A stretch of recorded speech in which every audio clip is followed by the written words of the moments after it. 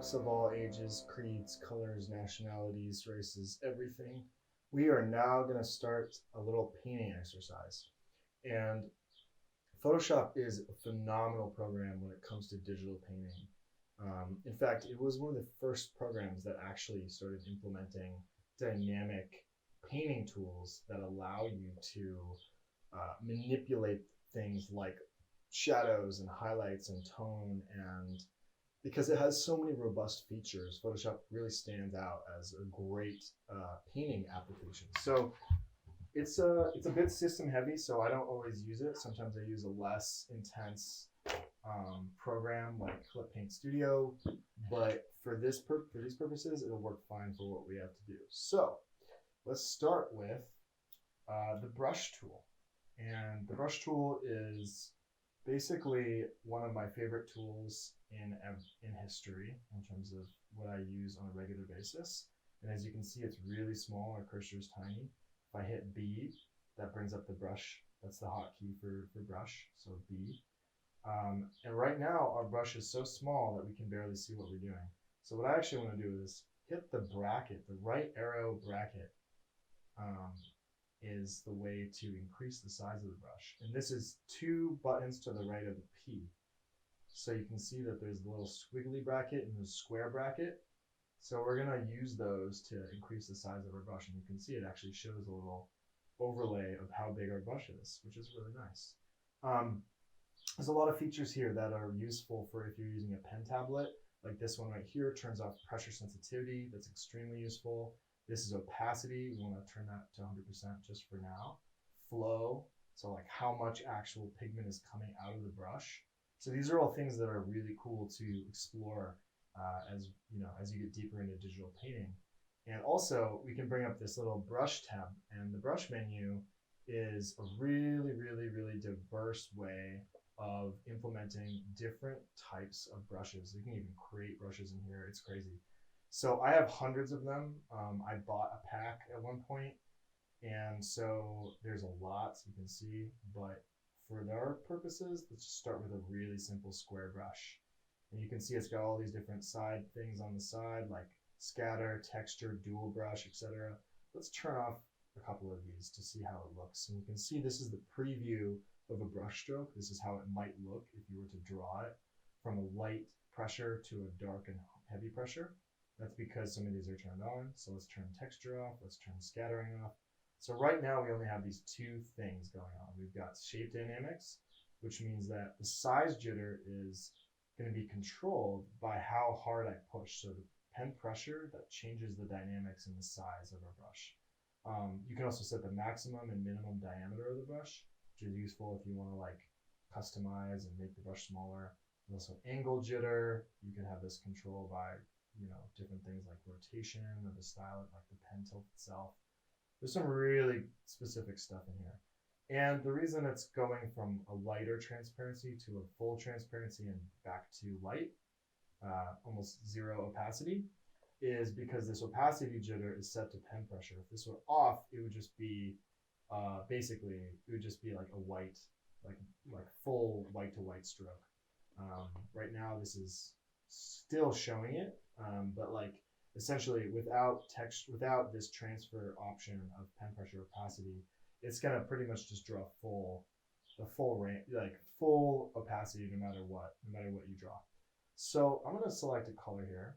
So I'm gonna hit I for the eyedropper, and I'm gonna grab this light yellow color. I really like that color.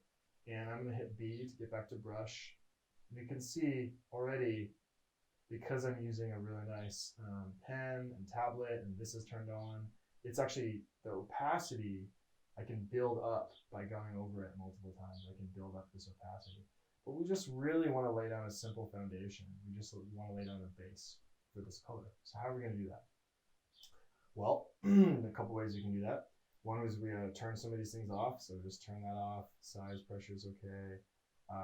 We're choosing a brush right now that's particularly fluid and flexible. Let's just choose a really simple, hard, round pressure brush. You can see that. But it's still giving me this sort of opacity thing. So what I need to do is I actually need to,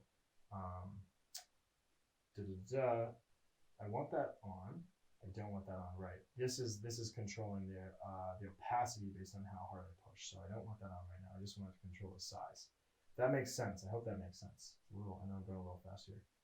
Okay, so now I'm going to start creating some color. And right now it's not drawing, possibly because, well, for one thing, I'm on the wrong layer. I need to create a new layer. And another, it just seems to not be wanting to draw. Why would that be? Normal mode, shape dynamics. That's interesting. I might have it. Oh, okay, so I have a selection going on. So I just hit Command D on the keyboard. Sometimes you get a selection and it's just like, oh, it's really not that great. I didn't want to select that thing. But essentially, I'm just gonna, if I'm doing digital painting, typically what I would do is I would actually go in and I would lay down what's called the flats. And the flats are just the base color.